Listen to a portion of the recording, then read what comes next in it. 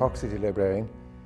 I've been here in Cork since April of 2004. One of the biggest pluses about here was the quality of staff here, their commitment to the service, the fact that there were so many professional librarians here as opposed to most other parts of the country, and the years of experience that they had and still have in providing the service here in the city.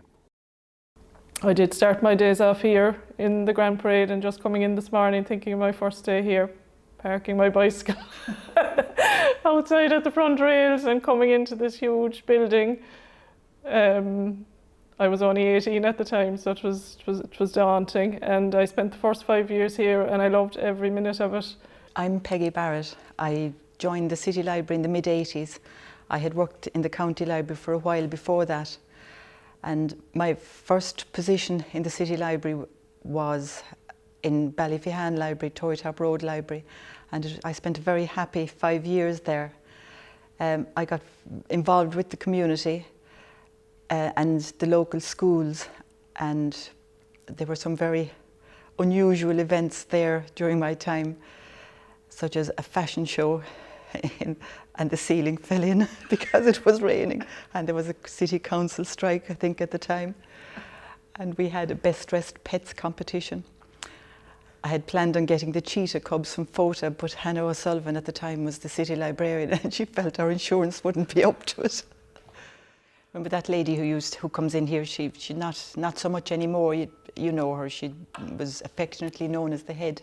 Oh yes. Everybody knows the Head, because years ago she looked to speak to the city librarian. She had some complaint, and Helen Sylvan was the city librarian at the time, and she came out to talk to her, and the lady in question said, "You're not the Head. Sure, the Head's a man."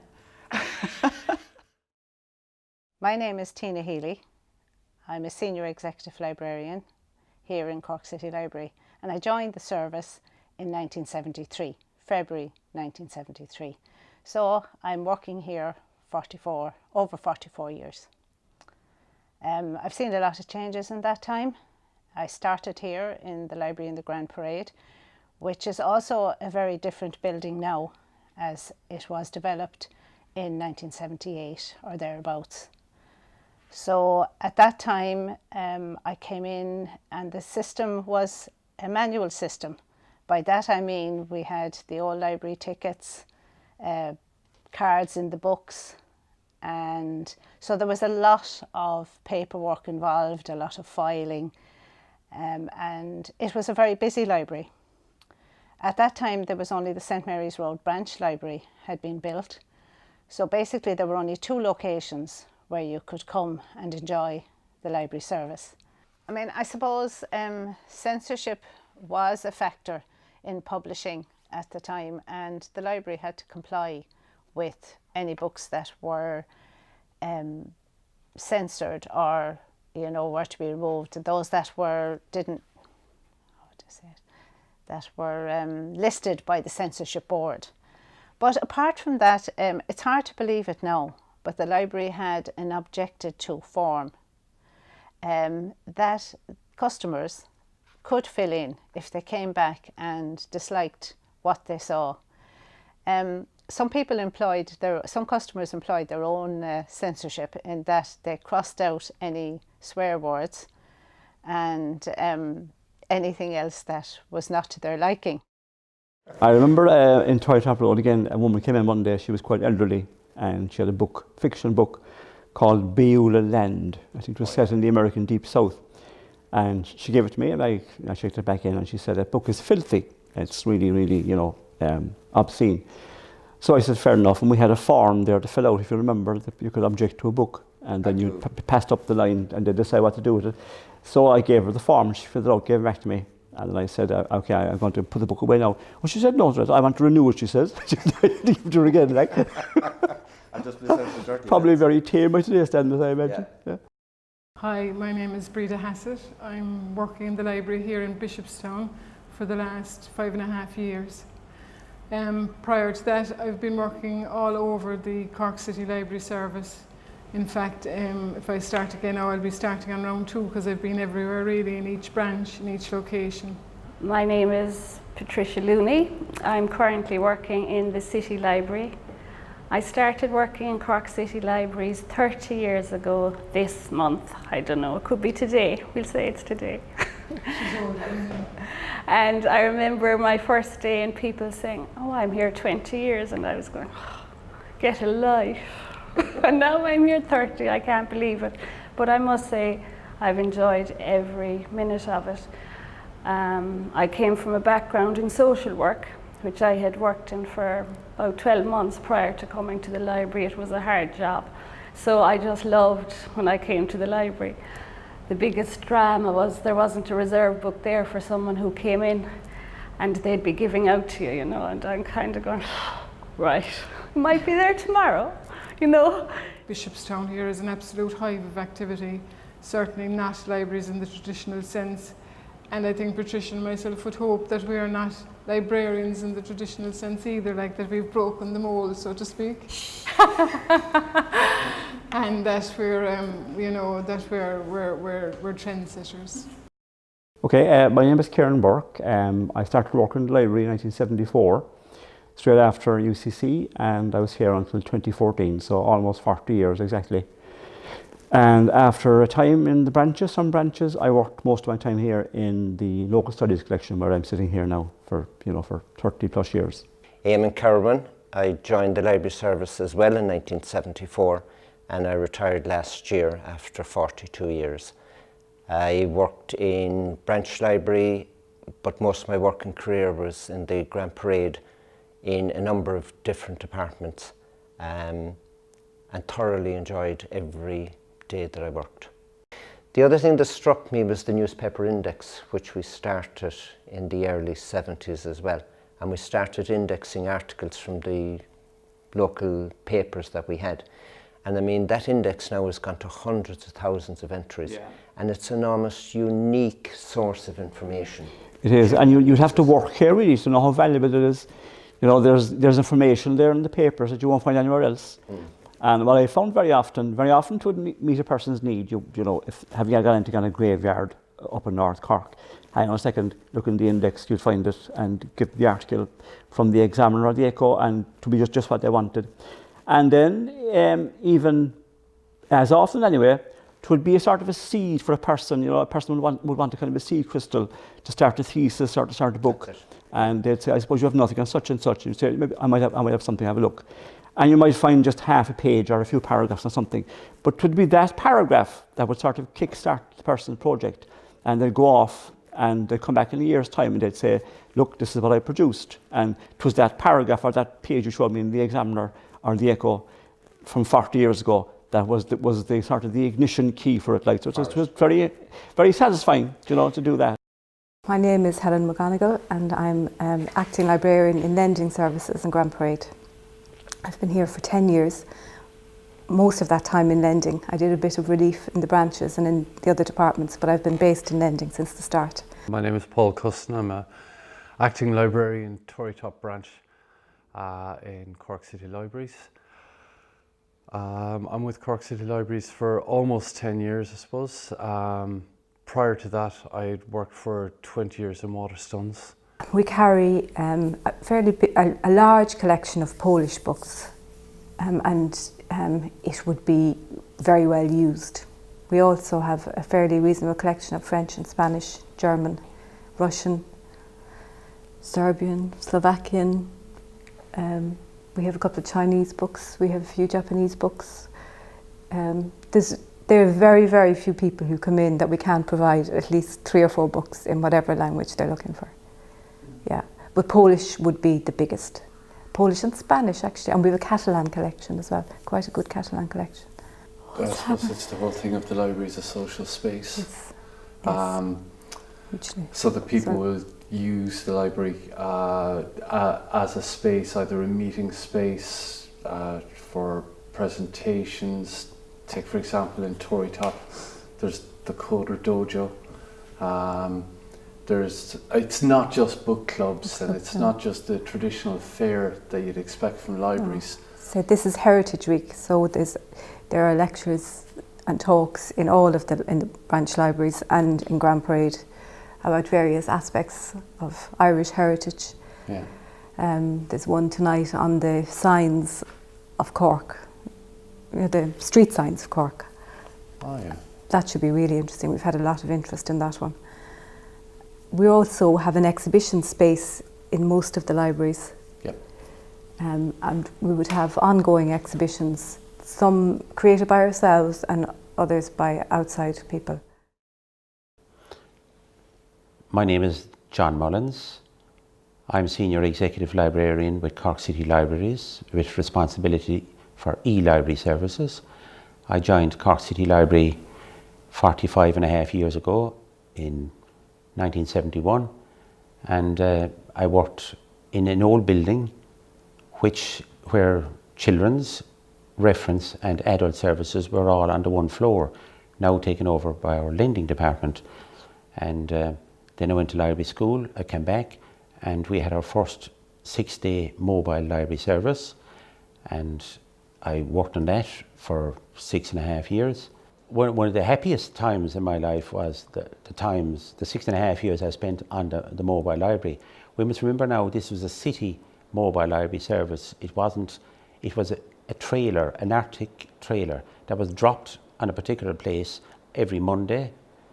In Monday, it was always outside the parochial hall in Granabraher. And each day, like Ballinlough, was every Saturday. And the 6 places around the city were open until 8 o'clock and 4 nights a week, and right through lunchtime from 10 a.m. And we'd only 4 staff. But when I drew up the roster, I drew it in such a way that we went to work only 3 mornings a week, and the other 2 ran from 12:30 until 8 p.m. That was very important for all of us then, because we were all very young and we all socialized together in those days. In our 20s, we had great crack. There was a lot of musicians on it. There was Noel Shine, a wonderful musician originally from Clare. He's now teaching music in Cork Prison. There was Declan O'Connell, very, very interested in traditional music. There was a poet. Tom Mccarthy worked for a while, and a poet. And so we went to, because of Noel Shine, we went to a lot of late night sessions, and hence it was very important that we had to go to work only 3 mornings a week. And we really had great crack and great fun.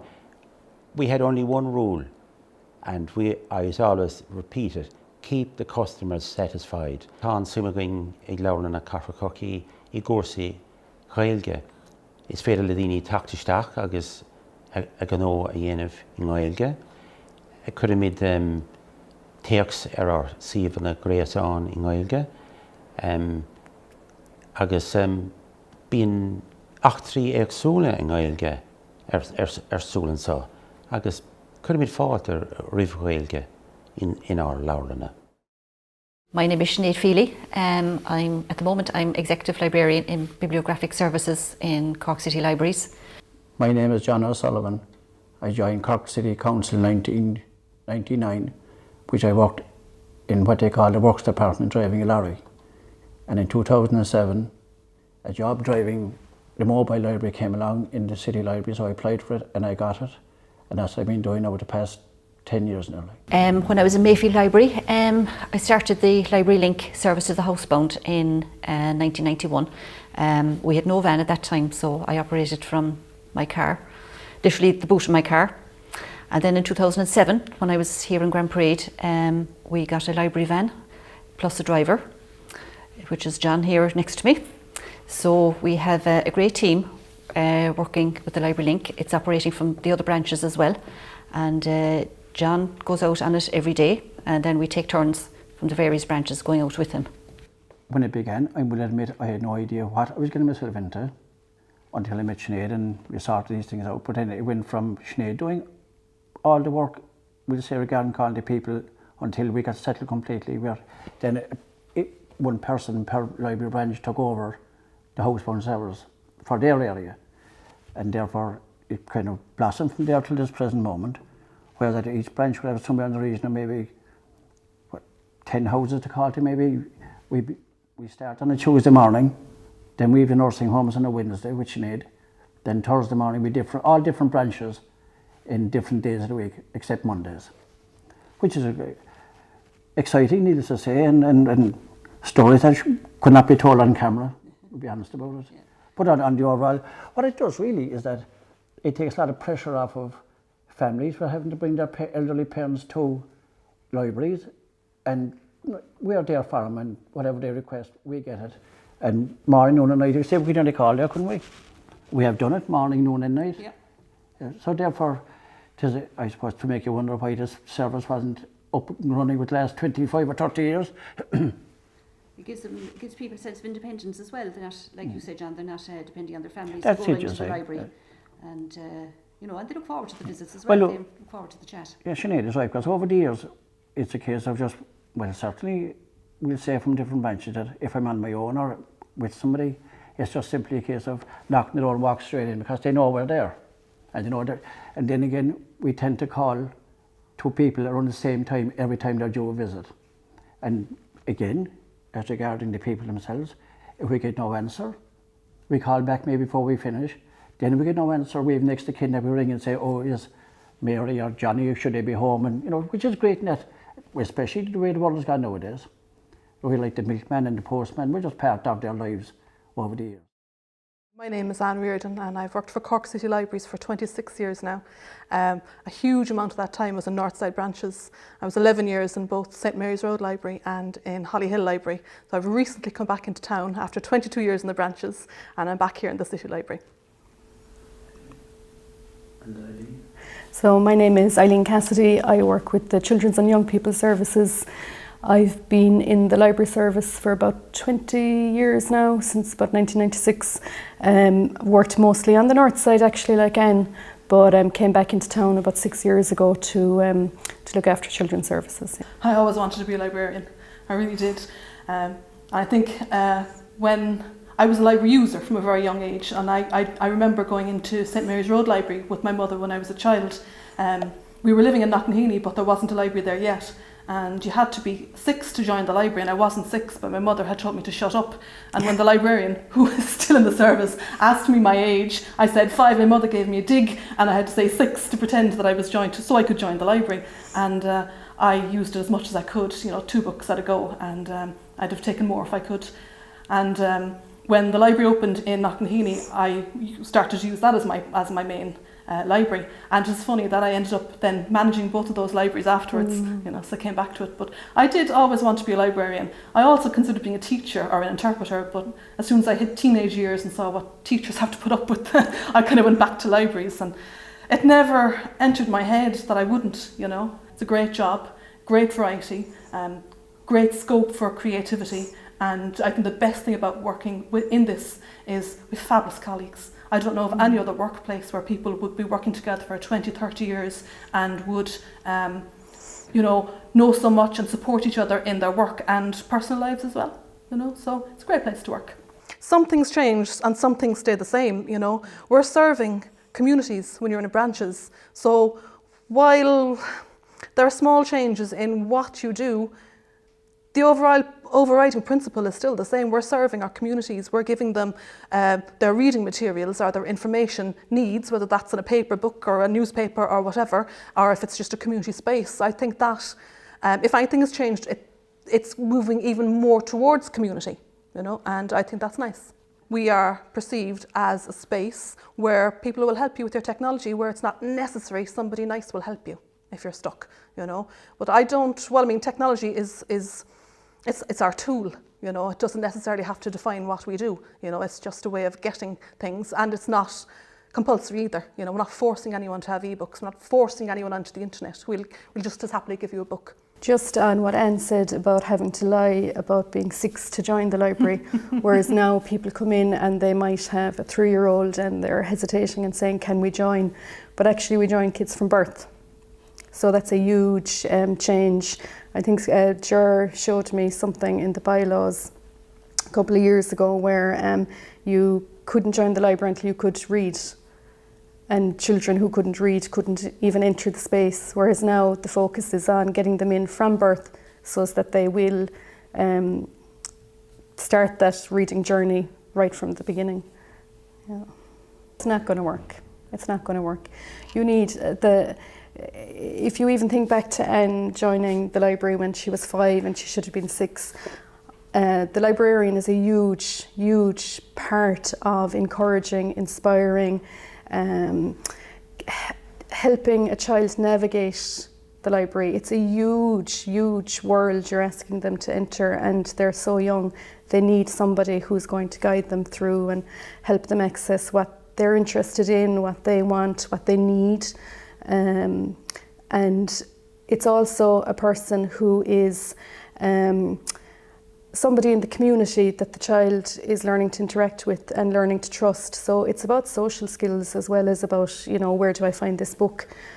Staffless libraries will be just absolutely, I can't even say it, dreadful well, if you look at children. The current pilot projects for unstaffed libraries, it's for over 16s because of security reasons, so children are excluded from those hours anyway. So that's what they think of children and that libraries. Is, I think I feel even the self-service kiosks in a children's space aren't really in keeping with what we're trying to do. I think it creates a distance between the staff and the children. You can have families coming into those spaces that can quite legitimately never interact with the staff. They can walk in, pick a book off the shelf, check it out. If there isn't a problem with that process with the kiosk acting up, they can walk back out and you need never know their name. I think that's sad. I would have an opposite experience to Eileen about kiosks. I was recently in the new Hollyhill Library building, one of the second library, to get self-service kiosks, and they don't replace stuff. They don't, and they can't operate without stuff because they only do 2 functions, and we do a huge amount of other things. So if your membership is out of date or any of the other functions apart from borrowing and returning, finding books, right, like that, you know, they only do borrow and return. Everything else, joining up and anything else about finding books, never mind the events and the huge range of services, that's all done by library staff. So while the kiosks are great in and of themselves, they only do 2 things and they can't exist without a library staff member. So that solves that. I suppose when I worked in St Mary's Road, there was a lady called Lily used to come in for her Mills and Boons books.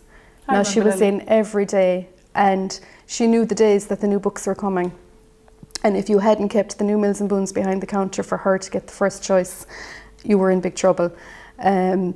But it wasn't just the books she was coming in for, it was to meet you, to talk to somebody. She lived on her own. She was just so vibrant for her age. She was a fantastic character. I'll always remember her. About Lily. Lily was in great competition with Mrs. Coveney. Mrs. Coveney also wanted the new Mills and Boons. So it was not only would Lily, is the right thing in for me yet? What did she get, or did she get there first? You know.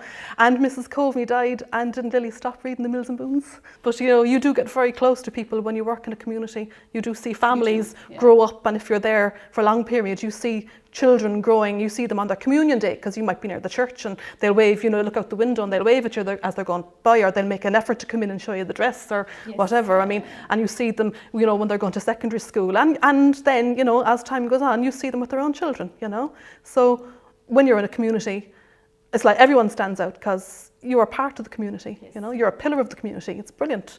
I'd still find it hard to believe that I would be a pillar of a community, but it's really nice, you know.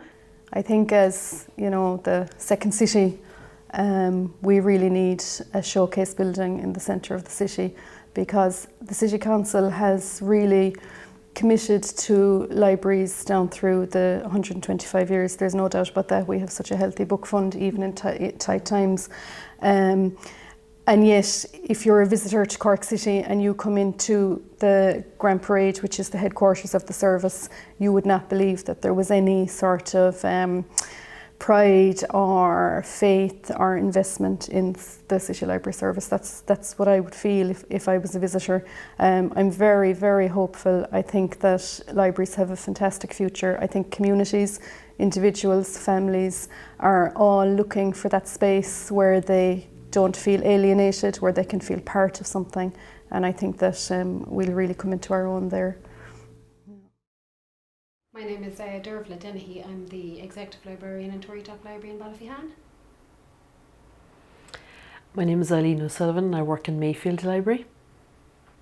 I suppose what I enjoy most about the library service is when Sinead Feely introduced the housebound. I really, when I heard it was being brought into the libraries, I actually really wanted to be the person to go out in the van, even though I knew technically I should bring offer it to the rest of the staff. No, I did in kind of a roundabout way, but I got my way and I loved it. It was just meeting the old people. It was about the books, but it was about the chat, and they loved it so much. And nearly every house we went into, we used to get a cup of tea and a scone. It was brilliant. And it was just a huge eye-opener, I suppose, to the old people that can be so isolated out there, and the difference that we made just by bringing them a few books. That was huge. I think for anybody that haven't visited libraries, even if they just came into it once to see the variety of what's going on, even if it's just to read the paper for free, have a chat with somebody, the gramophone recitals, the art clubs, the book clubs, even for people that are reluctant readers. This year now we've linked in with Deer Park School in Ballyphehane, which has been brilliant for the students, and just to see them coming in, they mightn't like reading, but even if they pick up a magazine, they'll get so much from it. And I think that's just getting to people that don't come into the library is fabulous. Yeah. There's so much to offer in the libraries. I'd say I'll even miss half of what's there. You've got free membership for starters for everybody. You've got e-books. You've got the various clubs, you've got the book clubs, you've got the gramophone recitals, you've got the Cúpla Focal group, you have all the different festivals, you've got Lifelong Learning, Seacht na Gaeilge, Bealtaine, there's, what else is there? There's Children's Summer Programme, there's the Housebound, there's, what else is there? There's nearly too many to mention actually. There's the different groups in the communities, like here in Torrytap, we've linked in with the CDP and we've linked in with the Men's Shed and the QDS, and they're helping us with the garden, which is absolutely amazing. I think the most important change I've seen, the most significant change I've seen is the free membership. I remember asking people for proof of whether they were working or not.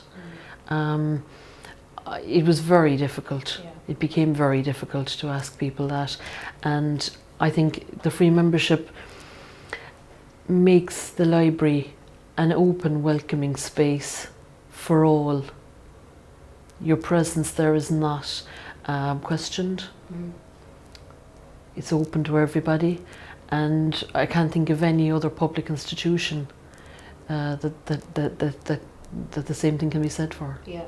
I remember when I was a child, I was originally, as I said, from down the road, and I used to come up and I used to love my Topsy and Tim books, and they're still there, which is great. But the member of staff who's still working, I won't say who obviously, I was absolutely petrified of him, and I'd have, it was the days of the manual, you know, membership. I'd have my ticket nice and neat. I wouldn't say 2 words, I'd just bring up my books. And I remember we used to go to Kerry for 2 weeks in the summer, and we'd bring the books back on the Tuesday, and he'd always find me.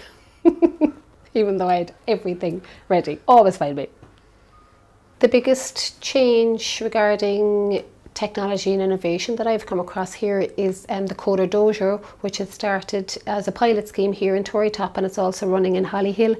It's been fabulous. There's minimum of 16 to 17 children every Tuesday night, and they come along with their parents, and the parents have their cup of tea and their few chocolate biscuits, and it's really after taking off, and there's no staff involvement really. They work away in the community room, and it's brilliant for them. I'm Thomas Mccarthy. I'm from Cappoquin in County Waterford. I came here to Cork City Library in March 1978 when I was 24. I had been working weekends after graduating from UCC. I'd been working weekends in a small library in the choir gallery of a country church at Villarstown in County Waterford from Mrs. Hayes, the Waterford County Librarian.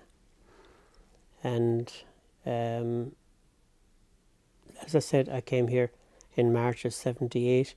I intended, like most librarians, I intended to stay about 2 years, and ended up staying 35 at least. But I always felt at home, not so much among books, but among people who read books. For me, it was impossible to separate the book from the dynamic of people reading it. And I think Librarians are not archivists. They're more active people. They're really, on a daily basis, they believe in the exchange of ideas about books, and they negotiate with the experiences that the public are having, the people who come in looking for various books. And I think that that's what made me stay. It was really the people who were reading. Quite apart from the fact that you got a check every Thursday as well, that definitely helped me to stay. 823 BER. The hard cover of this novel comes away in my hand. The desecration of time, like the desecration of farms and great houses for the common good. Mr. Butler of the Bad Times was hauled into truth, manhandled, as disappointed as Isaac Butt. For the liberal mind cannot stand violence, as the propertied abhor agrarian unrest. What is it that we cannot bear to lose? Binding threads hang from this damaged book, as corpses hung feather-like from the unpainted gibbet of the 19th century. Our past was in these words, the bad times, as quiet now as the hanging man without land.